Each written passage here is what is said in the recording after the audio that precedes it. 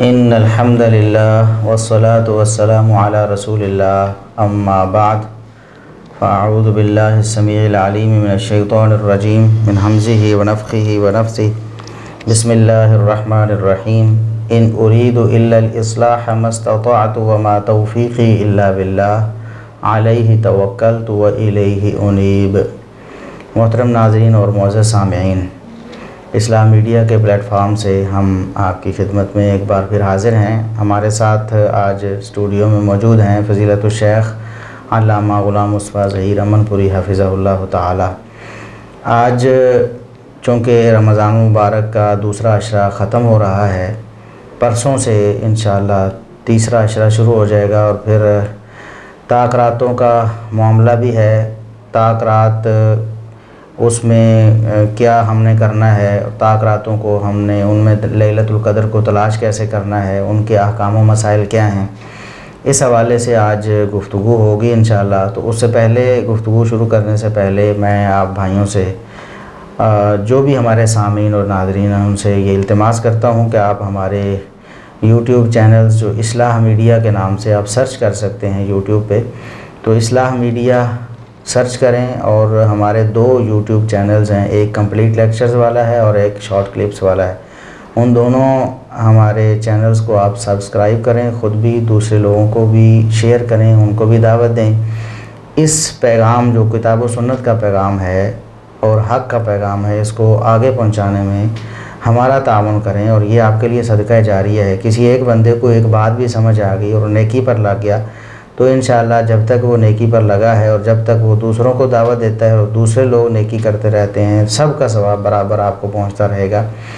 तो आज लैलतुल क़द्र के बारे में हम डिस्कशन करेंगे यहाँ, और बहुत से भाइयों ने सवालात भी इस हवाले से किए थे, तो सबको एक ही यानी वीडियो की सूरत में ये जवाब मिल जाएगा। और जिन्होंने इबादत करनी है लैलतुल क़द्र में या लैलतुल क़द्र को तलाश करना है, उन सब के लिए बेहतर रहनुमाई हो जाएगी।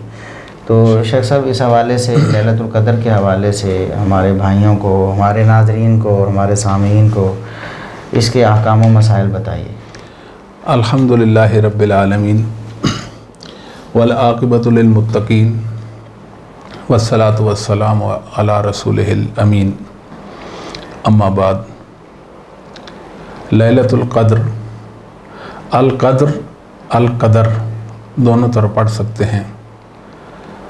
क़द्र का माना शर्फ़ व इज़्ज़त भी सही है और क़द्र का माना तकदीर भी है, क्योंकि ये लैलतुल क़द्र जो है इसको कुरान मुक़द्दस ने लैला मुबारका करार दिया है। इन्ना अनज़लनाहु फ़ी लैलतिन मुबारका। और ये जलीलतुल क़द्र रात है, इसको बड़ी फजीलत हासिल है। खुश नसीब हैं वो लोग जो इस रात को पाने की कोशिश करते हैं। अल्लाह का करना देखें कि रमज़ान मुबारक के आखिरी अशरा में इसे मख्फी रखा गया है, पोशीदा रखा गया है। इसके मुतल्लिक़ ख़बर नहीं दी गई, तायीन नहीं की गई कि कौन सी रात। इतना ज़रूर बताया गया है कि रमज़ान मुबारक के आखिरी अशरा में आखिरी 5 ताक रातों में ये लैलतुल क़द्र होती है। किसी एक रात में 21वीं, 23वीं, 25वीं, 27वीं और 29वीं, इन 5 रातों में से किसी एक रात में ये रात होती है। लैलतुल क़द्र इतनी बाफजीलत रात है कि अल्लाह रब्बुल आलमीन ने अल क़द्र के नाम से एक सूरत भी नाजिल फरमाई है। इन्ना अनज़लनाहु फ़ी लैलतिल क़द्र। ये जो सूरतुल क़द्र है ये 5 आयात पर मुश्तमिल है। 27 इसके कलिमात हैं और 122 इसके हुरूफ हैं। इन्ना के साथ इसको अल्लाह ताला ने इसकी इब्तिदा की है। कुरान करीम की कुल 4 सूरतें हैं जिनकी इब्तिदा इन्ना से होती है। एक तो सूरतुल फ़त्ह है, सूरतुल नूह, सूरतुल क़द्र और सूरतुल कौसर। इन्ना अनज़लनाहु फ़ी लैलतिल क़द्र, हमने कुरान करीम को लैलतुल क़द्र में नाजिल किया। शहर रमज़ान लज़ी उन्ज़िला फ़ीहिल कुरान, رمضان کے مہینے میں قرآن کو نازل کیا گیا. یعنی قرآن کریم کی نص ہے اور احادیث مبارکہ ہیں کہ لیلۃ القدر جو ہے یہ رمضان میں ہے، اور رمضان کے آخری عشرہ کی آخری 5 راتوں میں ہے. بعض لوگ جو ہیں 15 شعبان کے متعلق یہ خیال کرتے ہیں کہ وہ اس میں لیلۃ القدر ہے، یہ وہ لیلۃ القدر ہے. یہ تو بالکل صحیح بات نہیں ہے. وہ شیخ ایسے نہیں کہتے، لیلۃ القدر تو نہیں کہتے، لیکن لیلۃ القدر کے جتنے خصائص ہیں اس میں شامل کرنے کی کوشش کرتے ہیں. یہ درست نہیں ہے آپ سب ایسا کرنا، کیونکہ لیلۃ القدر جو ہے وہ رمضان میں ہے. جی اس پر ابن القطان فاسی رحمہ اللہ نے اپنی کتاب الاقناع فی مسائل الاجماع کے اندر لکھا ہے کہ تمام علماء کا اجماع ہے اس بات پر کہ یہ حق ہے اور سال میں ایک بار یہ آتی ہے. جی. اور یہ کہاں آتی ہے؟ یہ رمضان میں آتی ہے. قرآن سے ثابت ہے، حدیث سے ثابت ہے. تو لہذا 15 شعبان کی رات کو شب قدر قرار دینا بھی مناسب نہیں ہے، کیوں اس رات کی بطور خاص کوئی فضیلت نہیں ہے، اس رات میں کوئی خاص عبادت نہیں ہے. عام راتوں کی طرح وہ ایک رات ہے. تو اس رات کی جب کوئی خصوصیت ہی ثابت نہیں ہے شرعی دلائل سے، الخصوصیت لا تثبت الا بدلیل، کہ کسی بھی چیز کی کوئی خصوصیت ہے تو اس کو شرعی دلیل سے ثابت کیا جائے گا خصوصیت کو. تو اس بارے میں یعنی 15 شعبان کے متعلق اور اس کی عبادت کے حوالے سے اور اس کے اگلے دن روزے کے حوالے سے جتنی روایات ہیں وہ ساری کی ساری ضعیف ہیں، ناقابل عمل ہیں. تو ہمارے مطابق یہ لیلۃ القدر ہی شب قدر ہے. جی. یعنی لیلہ کا معنی عربی زبان میں لیلہ رات کو کہتے ہیں، اور شب قدر فارسی کا لفظ ہے شب، یعنی قدر والی رات. انا انزلناہ فی لیلۃ القدر، ہم نے قرآن کو لیلۃ القدر میں نازل کیا. وما ادراک ما لیلۃ القدر، آپ کو لیلۃ القدر کی عظمت کا کیا علم، اس کے شرف کا کیا علم ہے کہ اس میں کتنی برکتیں، کتنی رحمتیں اور سلامتیاں پنہا ہیں، آپ کو اس کا علم نہیں. تو صحیح بخاری میں امام سفیان بن عیینہ اور تغلیق و تعلیق کے اندر ان کا یہ قول باسند موجود ہے، اور علامہ فرا بھی یہ کہتے ہیں معانی القرآن کے اندر کہ وما ادراکا معنی یہ ہے کہ فقد عالمہ، جہاں بھی اللہ تعالیٰ نے نبی کریم صلی اللہ علیہ وسلم کے متعلق فرمایا وما ادراکا، آپ کو اس کا کیا علم، تو پھر اللہ نے آپ کو علم دے دیا، بتا دیا. وما یدریکا، جہاں کہیں بھی آیا فإنہ لم یعلمہ، پھر اللہ نے نبی پاک صلی اللہ علیہ وسلم کو اس کے متعلق نہیں بتایا. جیسے قیامت کے متعلق وما یدریکا، تو اللہ تعالیٰ نے ایگزیکٹ جو قیامت کے وقوع کا جو علم ہے وہ نبی پاک صلی اللہ علیہ وسلم کو نہیں دیا، وہ کسی کے پاس نہیں. البتہ اشرات الساعہ، علامات جو قیامت کی ہیں وہ بیان کر دی ہیں. فرمایا کہ آپ کو کیا علم کہ اس رات کی کیا عظمت ہے. لیلۃ القدر خیر من الف شہر، یہ 1000 مہینوں سے بہتر رات ہے. یعنی وہ 1000 مہینے جن میں لیلۃ القدر نہیں ہے ان کی عبادت اور اس ایک رات کی عبادت ان 1000 مہینوں کی عبادت سے بہتر ہے. جی. اتنی فضیلت، یعنی یہ کل 83 سال 4 مہینے عبادت یہ بنتی ہے. جی جی جی. اور ساتھ فرمایا تنزل الملائکۃ والروح فیہا باذن ربہم من کل امر، کہ یہ وہ رات ہے لیلۃ القدر. اس کی برکت کی ایک وجہ اور سبب کیا ہے کہ فرشتوں کا نزول ہوتا ہے.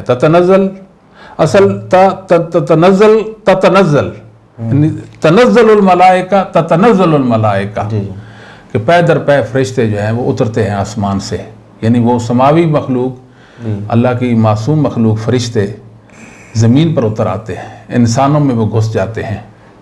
خیر کی جہاں مجالس منعقد ہوتی ہیں وہاں، کیوں کہ اس رات بکثرت قرآن کریم کی تلاوت ہوتی ہے. اللہ کا مومن بندے زیادہ سے زیادہ قرآن کریم کی تلاوت کرتے ہیں، عبادت میں وقت گزارتے ہیں، دعائیں کرتے ہیں، اللہ کی تسبیح بیان کرتے ہیں وغیرہ وغیرہ. تو فرشتے اتر آتے ہیں. اصل سبب تو قرآن کریم کی تلاوت ہے. والروح فیہا، جبرائیل امین بھی آتے ہیں اس رات، ان کا بھی نزول ہوتا ہے. تو اللہ تعالیٰ نے بطور خاص جبرائیل کا ذکر کیا کہ وہ بڑے شرف و عزت والے معمولی حیثیت کے فرشتے نہیں ہیں، بہت عظمت والے وہ فرشتے ہیں، فرشتوں میں ان کا بڑا مقام ہے، بِإِذْنِ رَبِّهِمْ، اپنے رب کے اذن کے ساتھ۔ تو اللہ تعالیٰ کا یہ اذن کونی ہے۔ فرمایا من کل امر، تو علماء لکھتے ہیں کہ من بمعنی با ہے، بکل امر، بالکل تو اللہ رب العالمین کے ہر ایک حکم کے ساتھ، وہ حکم اللہ کا کون سا ہوتا ہے، کون سے احکام لے کر آتے ہیں، کون سا امر لے کر آتے ہیں، امر تک قدری ہے، اب یہ مبہم ہے، ہمیں علم نہیں ہے، بس اللہ نے خبر دی ہے کہ میرے فرشتے میرے حکم کے ساتھ اترتے ہیں، بس ہم ایمان لے آئے۔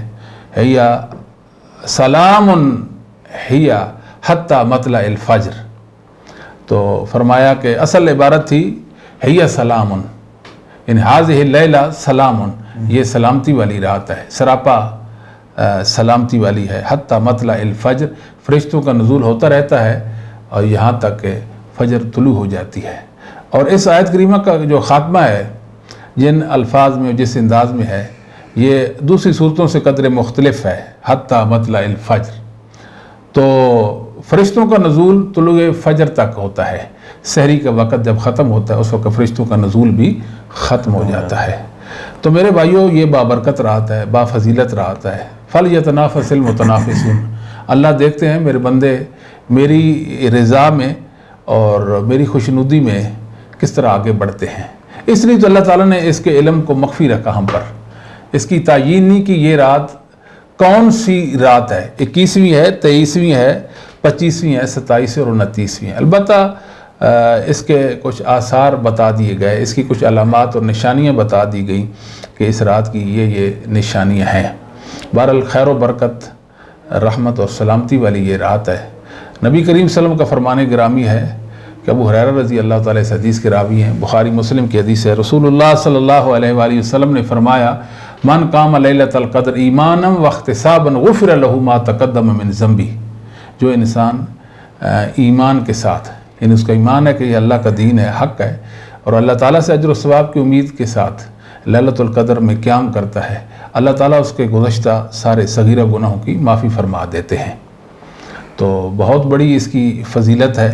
خود نبی کریم صلی اللہ علیہ وسلم کے متعلق آپ نے سن رکھا ہوگا کہ آپ آخری عشرہ میں بڑی مستعدی کے ساتھ عبادت جو ہے وہ سر انجام دیتے تھے۔ اے قضا اہلہ، اپنے گھر والوں کو، بیویوں کو، ازواج مطہرات کو بھی آپ بیدار رکھتے تھے اور خود بھی آپ عبادت کرتے تھے۔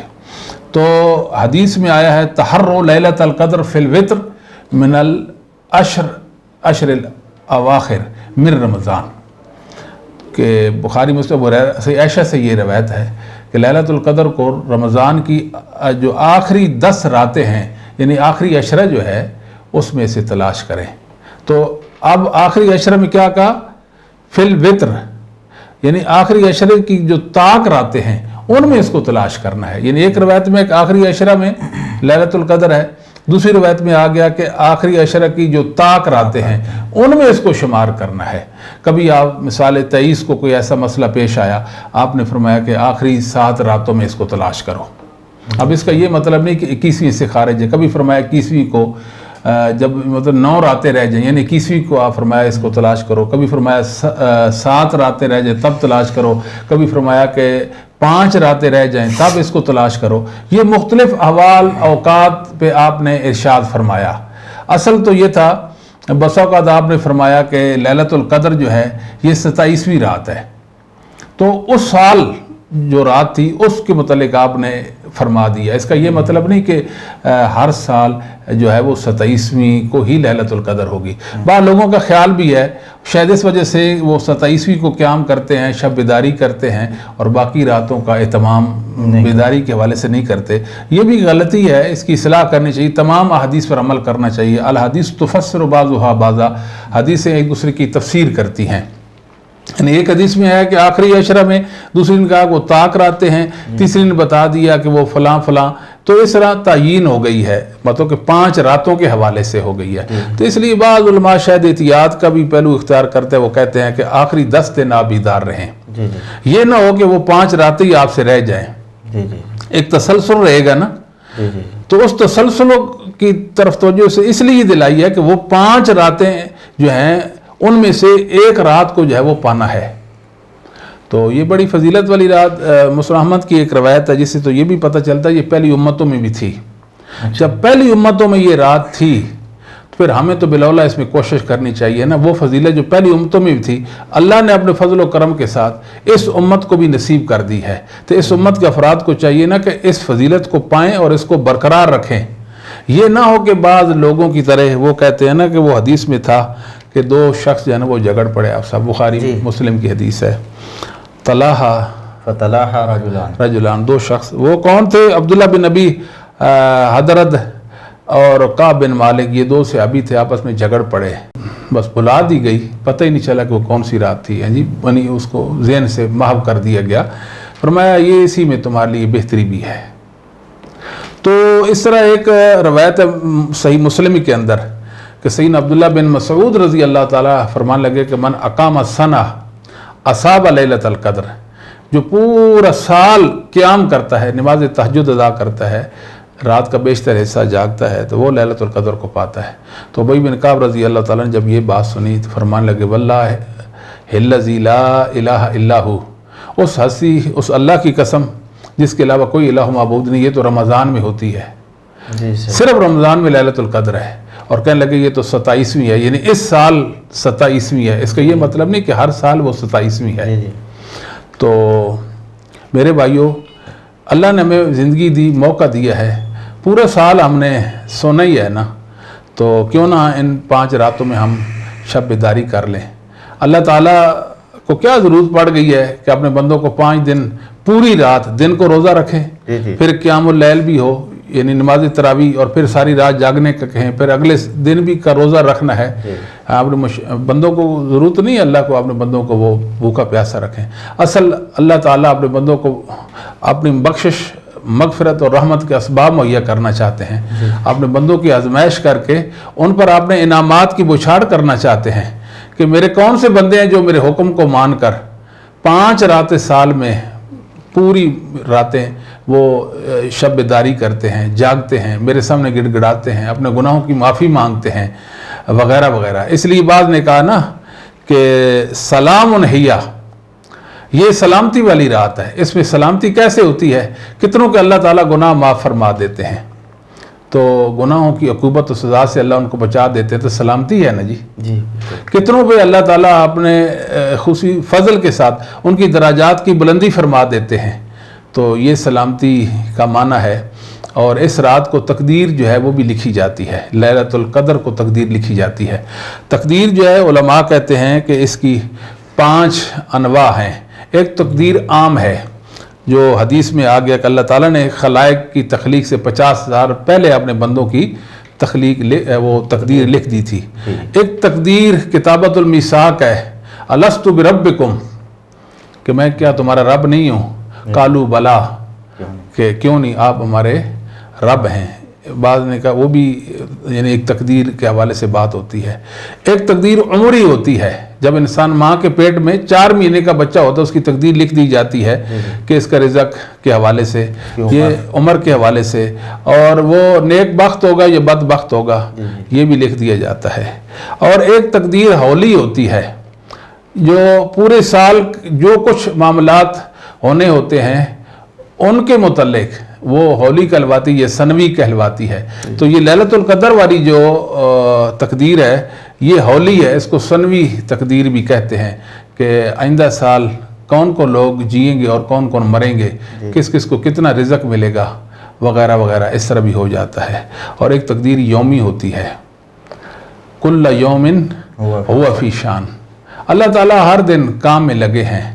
جی کتنے لوگ ایسے ہوتے ہیں جن کے گناہوں کو اللہ معاف کر دیتے ہیں اس دن، کتنی کی درجات کی بلندی فرماتے ہیں وغیرہ وغیرہ، اس طرح کے معاملات ہوتے ہیں۔ بہرحال تو اس رات تقدیر لکھی جاتی ہے، لیلۃ القدر کو تقدیر لکھی، اس لیے اس کو لیلۃ القدر کہتے ہیں، تقدیر والی رات۔ اس رات تقدیر لکھی جاتی ہے، یا لیلۃ القدر کا معنی فضیلت والی رات۔ ہر 2 حوالے سے دیکھا جائے تو اس کی بہت زیادہ اہمیت ہے، اس کی فضیلت ہے، تو لہذا اس رات کو اہتمام کے ساتھ زندہ کریں اور اجر و ثواب پائیں۔ اس رات کو کوئی خاص ذکر نہیں ہے، سیدہ عائشہ رضی اللہ تعالیٰ سے جو مروی روایت ہے ترمذی وغیرہ کے اندر، اللہم انکا اللہم انکا عفو تحب العفو فاعف عنی. یہ روایت اس کی 3-4 سندیں ہیں، ساری کی ساری ضعیف ہیں. ترمذی والی میں تو عبداللہ بن بریدہ جو ہے اس کو عائشہ سے سماع ہی نہیں ہے. امام نسائی، امام درقطنی وغیرہ یہ کہتے ہیں. بعض کہتے ہیں جی عبداللہ بن بریدہ مدینہ میں رہتے تھے، عائشہ مدینہ تو لقاء سماع ممکن ہے. تو اللہ رب العالمین نے حدیث کی علتیں محدثین پر کھول دی تھی. ان کو پتہ تھا امام نسائی، امام دارقطنی کو یہ مدینہ میں رہتے ہیں اور سماع لقاء ممکن ہے، مگر یہ علت اللہ نے امام نسائی، امام دارقطنی پر کھول دی، واضح کر دی کہ انہوں نے سماع نہیں کیا ہے. اور اس طرح ابن ابی شیبہ میں سید عائشہ رضی اللہ تعالیٰ سے یہ روایت موقوفاً بھی آتی ہے کہ وہ یہ پڑھا کرتی تھیں. تو وہ روایت جو ہے وہ بھی ضعیف ہے، ثابت نہیں ہے. یعنی اس میں کوئی خاص دعا نہیں ہے. آپ دین دنیا کی بھلائی سے کے متعلق جو بھی دعا ہے وہ کر سکتے ہیں. اپنے اللہ سے التجائیں کریں، دعائیں کریں، اللہ کا ذکر کریں، اس کی تسبیح جو ہے وہ، اور قرآن کریم کی تلاوت، اور اس رات زیادہ سے زیادہ خرچ بھی کریں اللہ کی راہ میں. اس سے یہ ہوگا کہ آپ کے دل کو رکت نصیب ہوگی، اللہ کے ہاں آپ کا مقام مرتبہ بڑھے گا، اللہ کا قرب نصیب ہو جائے گا کہ بہت سارے اعمال بر، اعمال خیر آپ اس رات کو سر انجام دیں. تو یہ بہت بڑی بات ہے. تو بعض لوگ جو ہیں اس کی 27ویں کو عمرہ کرنا کوئی فضیلت سمجھتے ہیں کہ جی میں نے 27ویں کو عمرہ کیا، اس کی کیا فضیلت ہے؟ مطلب طاق رات میں عمرہ کرنے کی تو کوئی فضیلت نہیں نا، کوئی خاص فضیلت نہیں، خاص فضیلت نہیں. اور اس کو عمرے کو 27ویں رات کے ساتھ خاص کر دینا، باہر سے ہمارے کہنے کا ہمارا مدعا یہ ہے، یہ کوئی فضیلت کی بات نہیں ہے کہ کسی عمل کو کسی جگہ کے ساتھ، کسی وقت کے ساتھ خاص کر دیں. یہ اللہ اور اس کے پاک نبی صلی اللہ علیہ وآلہ وسلم کا کام ہے، ہمارا کام نہیں ہے. تو بہرحال اس طرح نہیں کرنا چاہیے. بعض ہماری مساجد میں، یعنی اہل حدیث مساجد میں بالخصوص یہ دیکھنے میں آتا ہے کہ لمبی لمبی تقاریر اور جلسے اور اس طرح کا سلسلے ہوتے ہیں. ہمارے مطابق یہ ہے کہ اس طرح کے سلسلوں سے مجتنب رہنا چاہیے. 5 راتیں ان میں آپ عبادت میں گزاریں، باقی جو راتیں ان میں جلسہ کر لیں، کوئی حرج نہیں، اچھی بات ہے. دعوت تبلیغ کا کام بھی ہونا چاہیے. جو معتکفین ہیں وہ بھی کچھ بات سن لیں گے خیر کی. ویسے بھی لوگ مسجدوں میں رمضان مبارک کے آخری عشر خصوصاً مسجدوں میں حاضر ہوتے ہیں، تو ان کو فائدہ ہو جائے گا. ہم اس حق میں ہیں کہ ان کو دعوت تبلیغ ہونی چاہیے، مگر ساری رات درس و تدریس اور وعظ و نصیحت کی مجلس میں ہی گزر جائے تو یہ مناسب نہیں ہے. ہاں کوئی عالم ہو، آدھ پونا گھنٹہ اگر کوئی نصیحت واعظ کرنا چاہے تو کر سکتے ہیں. پوری رات پڑی ہے نا، تو کچھ عبادت میں وقفہ بھی آ جاتا ہے. اور یہاں ایک اور بات بھی بتاتے ہیں کہ بعض لوگ جو ہیں 8 تراویح پڑھ لیتے ہیں، پھر وتر نہیں پڑھتے. وہ سمجھتے اب 3 وتر ہیں، یا اب ہم نے ان میں عبادت کرنی ہے اور قیام کرنا ہے. اب آپ نے آپ کو پابند نہ کریں اس میں. 8 رکعت تراویح پڑھ لی، 1 وتر پڑھ لیں، 5 پڑھ لیں، 7 پڑھ لیں، 9 پڑھ لیں، یہ اختیار ہے ہمیں. اس کے بعد جتنا جی چاہے عبادت کریں.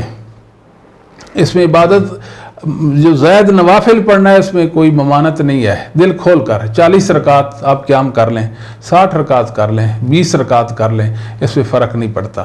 یعنی بعض پریشان ہو جاتے ہیں نا، مثال کو قیام کرنا ہوتا ہے جی اب ہم نے وتروں کی 3 رکعتوں میں ہی اتنے پارے پڑھنے ہیں، وہ خواہ اپنے آپ کو سختی میں ڈال دیتے ہیں.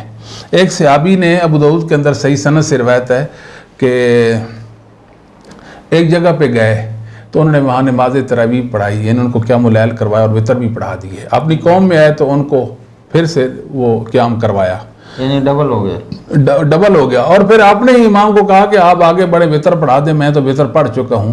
ایک رات میں 2 بار لا وتران فی لیلہ، ایک رات میں 2 بار وتر نہیں ہے.